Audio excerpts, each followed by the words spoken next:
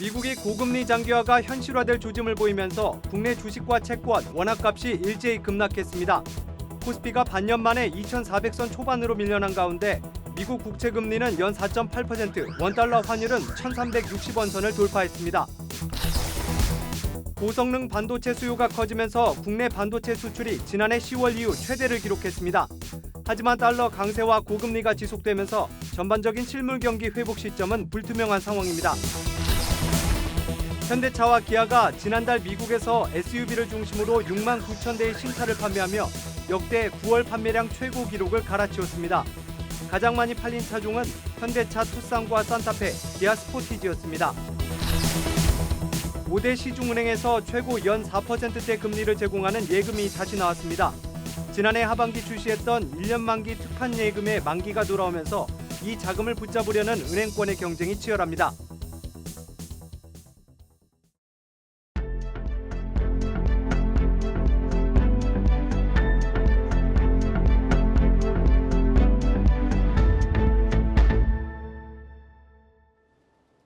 지난해 레고랜드 사태가 수습된 이후 모습을 감췄던 4%대 은행권 예금이 다시 등장했습니다. 문제는 그만큼 대출 금리도 따라 오른다는 겁니다. 주택담보대출과 신용대출 금리가 모두 7%에 육박하면서 차주들의 부담이 커질 전망입니다. 서영규 기자입니다. 금융권 수신 경쟁에 본격적으로 불이 붙었습니다. 5대 시중은행의 1년 만기 정기예금 금리는 평균 연 4%, 한 달 전과 비교하면 0.3%포인트 올랐습니다. 저축은행도 고객 이탈을 막기 위해 덩달아 예금 금리를 높이고 있습니다. 79개 저축은행의 1년 만기 정기예금 금리는 평균 연 4.2%, 지난 4월에는 3.7%대까지 내려갔는데 반년 새 0.5%포인트 가까이 뛰었습니다.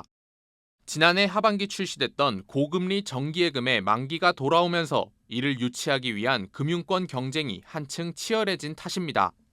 문제는 예금 금리가 오르면서 대출 금리도 덩달아 상승하고 있다는 겁니다.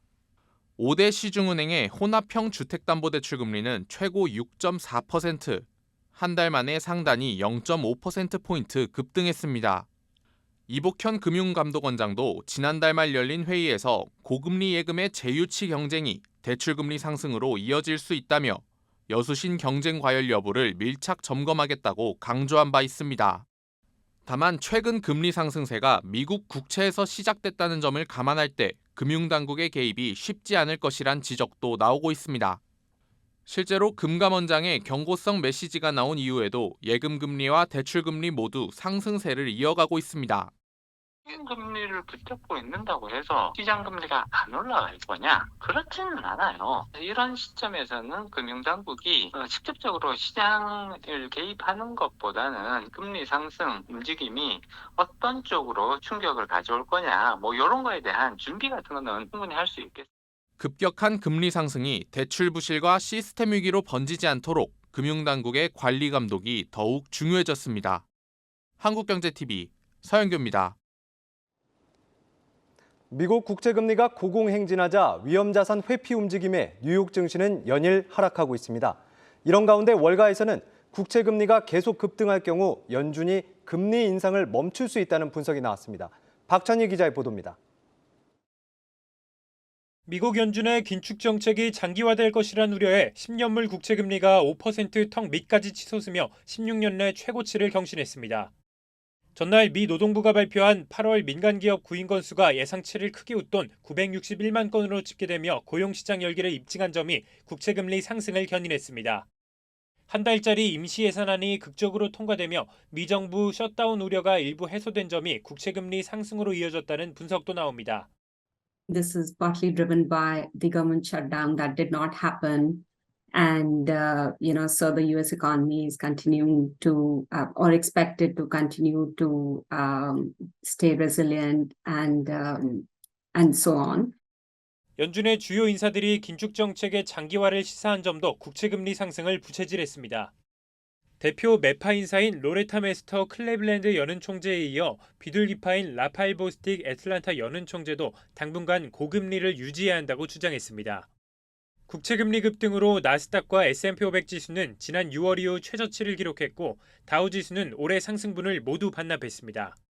대표 안전자산인 국채의 수익률이 이처럼 치솟자 위험자산인 주식의 투자 매력은 급격히 식고 있습니다.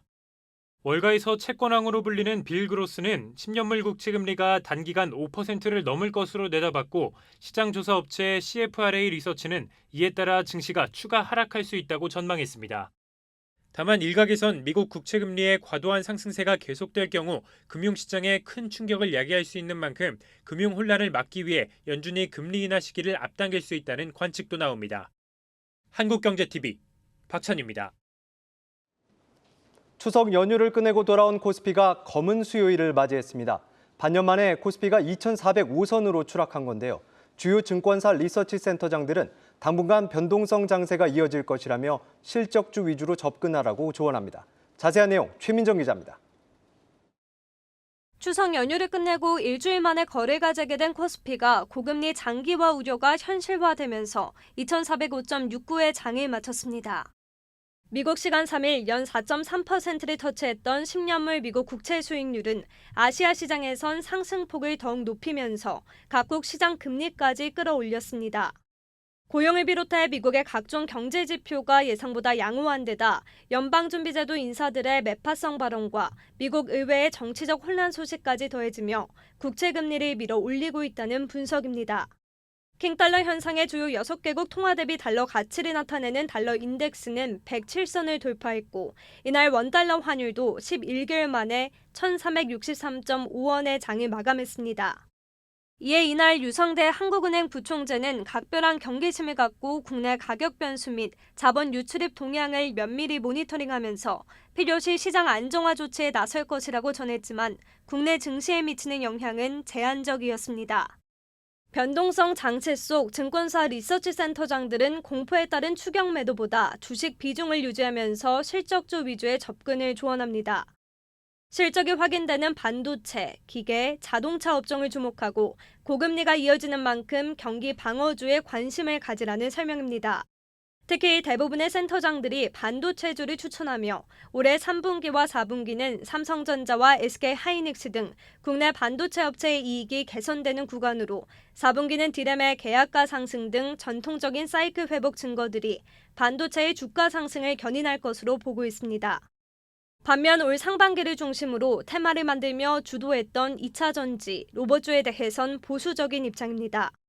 한국경제TV 취재 결과 주요 증권사 리서치 센터장들은 2차 전지주는 올해 주가 상승이 지나치게 빨랐고 연말 대주주 양도세 회피 물량 등 수급 변동성이 확대되는 구간이기 때문에 공격적인 저가 매수를 지양하라고 설명합니다. 특히 이들 테마주는 비투 규모가 컸던 만큼 반대매매 물량 출회에 따른 추가 주가 하락 위험도 염두해야 한다는 설명입니다. 코스피와 코스닥이 각각 2,400과 800선으로 돌아가면서 당분간 증시 변동성 확대는 피하기 힘들게 됐습니다. 증권사 리서치 센터장들은 뇌동매매보단 실적이 확인되는 우량주와 경기 방어주로 매수 후보군을 좁힐 것을 강조하고 있습니다. 한국경제TV 최민정입니다. 반도체 생산이 일부 회복되면서 8월 산업 생산이 2년 반 만에 최대 폭으로 증가했습니다. 하지만 정부의 상저하고 전망을 논하기엔 아직 이르다는 시각이 지배적입니다. 김채영 기자의 보도입니다.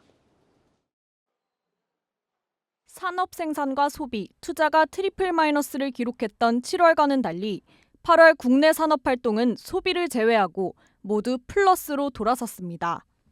반도체 생산이 13% 넘게 늘면서 전체 산업 생산 증가를 이끌어준 덕분입니다. 8월 전산업 생산은 광공업 생산이 반도체, 기계장비 증가 등에 힘입어 큰 폭으로 증가하고 지수 수준도 역대 최고를 기록하였습니다. 설비 투자는 기계류에서 특히 늘어 전월 대비 3.6% 증가했습니다. 1년 만에 최대 증가폭입니다. 다만 소비는 2달 연속 감소세를 이어갔습니다. 국내외로 여행을 떠나는 사람들이 늘면서 수입 차량 등과 같은 재화구매가 줄어든 영향입니다. 전문가들은 반도체 경기가 이전에 비해 다소 나아지기는 했지만 상저하고를 논하기엔 아직 이르다고 평가합니다. 개선된 건 사실이기 때문에 상저하고 역시 현재 상황에서는 이야기하기 어렵고요. 바닥은 친 것 같고요. 회복 국면은 접어들었는데 중국 시장의 회복이 좀 느려서 상저하고 보다는 L자형에 좀 가깝지 않을까. 우리나라 수출에서 큰 부분을 차지하는 중국의 경기 회복세가 더딘 만큼 추이를 조금 더 지켜봐야 한다는 설명입니다. 현재 중국의 생산 소비 투자 지표는 8월을 기점으로 소폭 반등하며 최악은 면했다는 평가가 나오는 상황. 다만 부동산 시장 우려가 여전하고 미중 갈등 상존과 중국의 경기 회복 역시 안개 속으로 하반기 경제 상황을 낙관적으로 보기엔 어려워 보입니다. 한국경제TV 김채영입니다.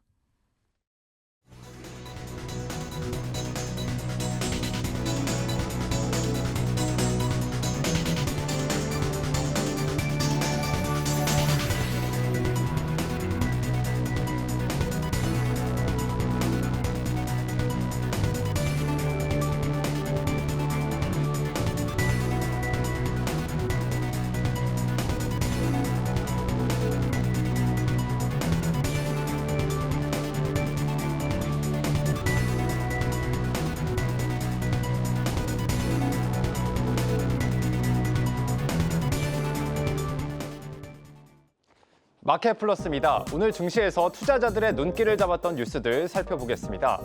첫 번째 키워드, 내가 제일 잘 나가. IT 보안업체 한싹이 오늘 코스닥 시장에 상장했죠. 검은 수요일로 지칭해도 무방할 정도로 증시가 폭락했음에도 한싹은 상장 첫날 공모가 대비 2배 가까이 올랐습니다. 유가증권 시장과 코스닥 시장 통틀어서 주가 상승률 1위에 기염을 토한 것입니다. 주가가 오른 건 안정적인 사업 운영에 더해서 신사업 기대감이 반영된 결과로 분석됩니다. 한싹은 최근 10년간 매해 성장하면서 연평균 20% 이상의 매출 증가율을 기록했고 올해는 사상 최대 매출액을 거둘 것으로 예상됩니다. 기대를 모으는 분야는 클라우드와 홈 네트워크 두 갈래로 압축할 수 있는데요. 국내 클라우드 시장은 2026년까지 연평균 20% 가까이 성장할 것으로 예상되는데 이에 따라 클라우드 보안에 대한 수요도 덩달아서 높아질 수밖에 없습니다. 또 외부에서 집안 가전제품 등을 제어하는 홈 네트워크가 대세로 자리 잡고 있는데요. 최근 여러 보안 문제가 불거지면서 홈 네트워크 분야에도 보안이 의무화되고 있습니다. 새로 지어질 아파트는 앞으로 세대별로 홈 네트워크 보안이 적용돼야 하기 때문에 한싹이 이에 대한 수혜를 볼 것으로 보입니다. 다음 키워드 이어나가 보겠습니다. 외국인도 점 찍은 파두. 외국계 증권사인 모건 스탠리가 파두에 대해 매수하라는 보고서를 냈죠. 이에 파두 주가가 오늘 같은 장에서도 7% 넘게 급등했는데요. 파두는 데이터 센터용 저장 장치 SSD에 들어가는 시스템 반도체인 컨트롤러를 설계하는 기업입니다.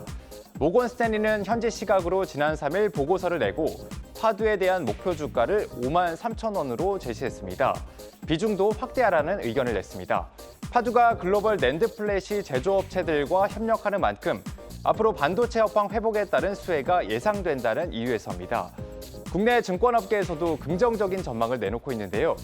NH투자증권은 오는 2025년 파두의 매출액이 지난해 10배 수준인 6천억 원에 이를 것으로 전망했습니다.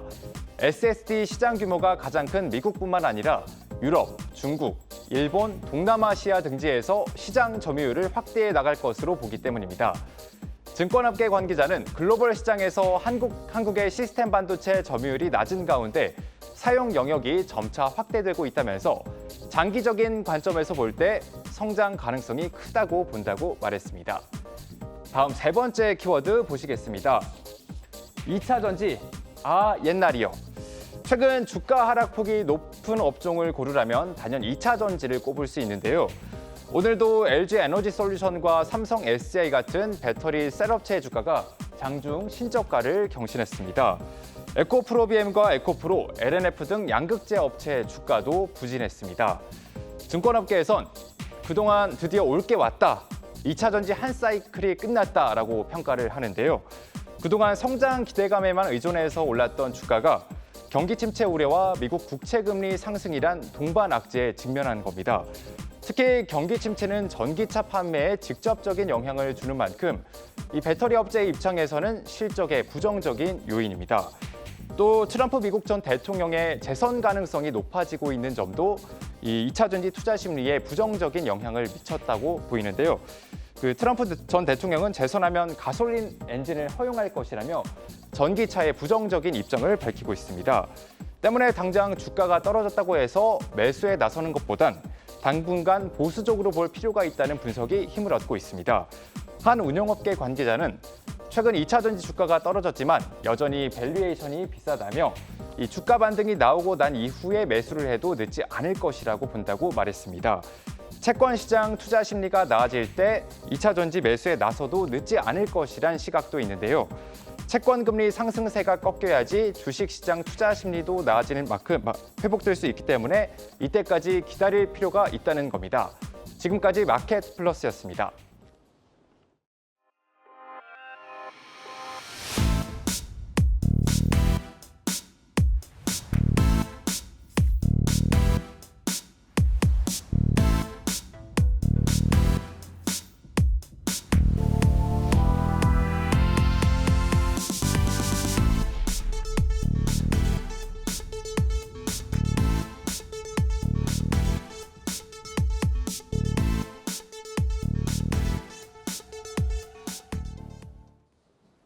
최근 국내 의료 AI 기업들의 성장세가 가파릅니다. 다양한 질환을 AI가 예측해 알려주는 기술이 많은데요. 입원한 환자에게 치명적인 상황인 심정지나 폐혈증도 알 수 있는 기술도 나와서 유용하게 쓰이고 있습니다. 보도에 김수진 기자입니다. 심정지나 중환자실로의 이동 또는 사망, 급성 중증 이벤트, 즉 병원에 입원한 환자에게 갑자기 일어날 수 있는 위급 상황입니다. 의료 AI 기업 AI트릭스는 환자의 생체 신호 19종을 분석, 위급 상황을 예측하는 의료 소프트웨어 바이탈케어를 최초로 개발해 올해 3월부터 의료 현장에서 비급여로 사용하고 있습니다. 국내 사망 원인 9위로 꼽히는 폐혈증 발생 위험 또한 바이탈케어로 예측이 가능합니다. 의사이기도 한 김광준 대표는 해당 기술 개발 필요성을 의료 현장에서 오래전부터 느껴왔고 주변에서도 많이 이야기했다고 설명합니다. 환자분들의 상태를 예측하는 게 생각보다 굉장히 어렵습니다. 이거는 인공지능을 통해서 저희가 뭔가 해결 방법을 찾아볼 수 있겠다는 생각을 했고요. 환자분들의 생체 신호나 검사 결과를 토대로 해서 미래에 발생할 수 있는 이벤트를 예측하는 것이 의사 입장에서 반드시 필요한 거라고 생각을 했고요. 병원의 AI 기술 도입이 확대되면서 바이탈케어 도입 역시 본격적인 성장 궤도에 올랐습니다. 현재 건국대병원, 해운대 백병원 등에서 사용하고 있으며 올해 도입 예정 병원은 40여 곳 수준. 활발한 도입에 힘입어 김 대표는 내년 매출 급성장을 선언하기도 했습니다. 올해 예측되는 매출은 대략 15억에서 20억 정도 수준으로 생각을 하고 있습니다. 내년도에 저희 제품을 사용하는 병원들이 예상대로 증가를 한다 그러면 내년에는 대략 한 8배 정도 증가한 160억 정도를 예측을 하고 있고요. 현재 AI트릭스의 투자 라운드는 시리즈 B단계. 정확한 금액은 공개하지 않았지만 250억 원에서 300억 원 수준입니다. 한편 김 대표는 내년 상반기 바이탈케어의 미국 진출을 목표로 지사 설립을 준비 중이라고 밝혔습니다. 한국경제TV 김수진입니다. 현대자동차그룹이 지난달 미국에서 역대 최다 판매 기록을 갈아치웠습니다. 특히 산타페와 투싼, 스포티지 등 친환경 SUV 차량이 주역으로 활약했습니다. 이 추세대로라면 현대차그룹이 사상 처음으로 미국 완성차 시장 4위를 차지할 수 있을 것이란 전망이 나옵니다. 이소우 기자가 보도합니다. 현대자동차와 기아가 미국에서 신차 판매량 역대 최고치를 기록했습니다. 현대차그룹의 9월 신차 판매량은 지난달 미국에서 두 자릿수 증가율을 내며 역대 9월 중 최고 기록을 달성했습니다. 이 같은 성적은 친환경차가 견인했는데 현대차그룹은 미국에서 지난해 같은 달보다 약 128% 급증한 2만 6천 대 수준의 친환경차를 판매했습니다. 9월 전체 판매량에서 친환경차가 차지하는 비중은 18%로 즉 5대 중 1대는 친환경차를 팔았다는 뜻입니다. 미국에서 인기가 급상승한 하이브리드 SUV 판매량 호조 영향이 컸습니다. 같은 기간 산타페 하이브리드의 판매량은 171%, 투싼 하이브리드는 123.7%로 판매량이 급증했습니다. 미국 시장에서 현대기아의 상품성이 높아져서 SUV 차종들이 판매가 선호도가 높게 나오고 있거든요. 미국의 인플레이션 감축법 여파에도 불구하고 전기차 판매도 증가했습니다. 전기차 판매량은 지난해 같은 달보다 약 183% 증가하는 등 호실적을 냈습니다. 기아의 니로와 EV6는 같은 기간 각각 1341%, 45% 판매가 증가했습니다. 현대차와 기아의 올해 9월까지 미국 누적 판매 대수는 125만 대 수준으로 역시 사상 최대치로 나타났습니다. 혼다에 이어 스텔란티스까지 제친 겁니다. 연말까지 이런 추세를 이어간다면 현대차 그룹은 미국 진출 37년 만에 처음으로 제너럴 모터스, 토요타, 포드에 이어 4위에 오르게 됩니다. 한국경제TV 이서호입니다.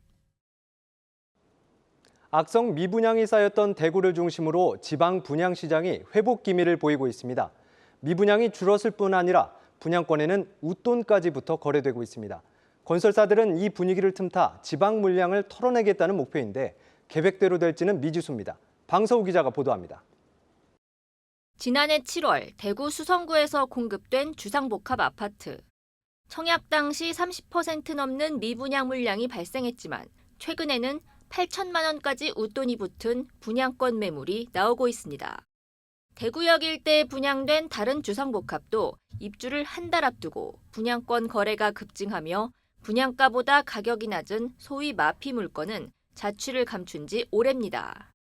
이처럼 수도권에서 시작된 분양시장 열기가 지방으로 번지고 있습니다. 실제로 지난 8월 대구 미분양 아파트는 1,779가구로 지난 3월부터 6개월 연속 감소했습니다. 2월 고점 대비로는 23% 줄었습니다. 반면 분양권과 입주권 거래량은 올해가 다 가지 않았는데도 지난 1년간 거래된 건수보다 2배 늘었습니다. 다른 지역에서도 미분양이 반년 전에 비해 두 자릿수대의 감소율을 보였고 서울보다 크게 줄어든 곳도 있습니다. 전문가들은 공사비 인상과 착공 감소 등으로 지방에서도 분양가 상승 전망이 우세한 가운데 분양권 전매 제한이 풀리며 상대적으로 저렴해 보이는 새 아파트를 빠르게 사고팔 수 있게 된 영향이라 분석합니다. 수요 촉진은 이미 굉장히 많이 해놨어요. 규제 지역에서 지금 서울 4개구 빼고는 다 빼지 않았습니까? 특례 보금자리론도 도입하면서 사실상 진입 장벽은 굉장히 낮춰놨거든요. 이에 건설사들은 올해 연말을 기회로 보고 지방 분양을 털어내겠다는 분위기입니다. 부동산 R124에 따르면 오는 11월과 12월 지방 분양 예정 물량은 약 3만 4천 가구로 올 들어 가장 많은 것은 물론 같은 기간 수도권 물량의 2배에 달합니다. 다만 아직 본격적인 회복세를 점치기 어려운 상황에서 건설사들의 밀어내기가 부메랑으로 돌아올 가능성도 여전하다는 지적입니다. 한국경제TV 방서우입니다.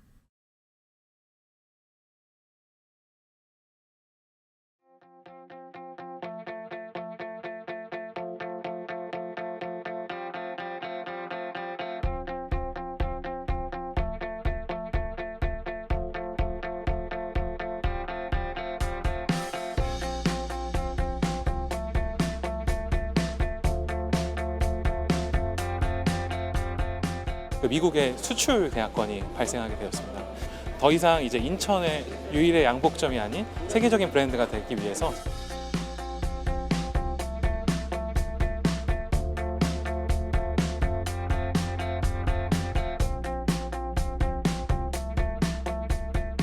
우리나라에서도 보면 기술 창업 외에도 실제 생활 속 창업 비율이 굉장히 많이 늘고 있습니다. 그래서 조만간 유니콘 기업 같은 규모의 라이콘 기업, 생활 속 창업 기업들을 만들어낼 수 있을 것 같습니다.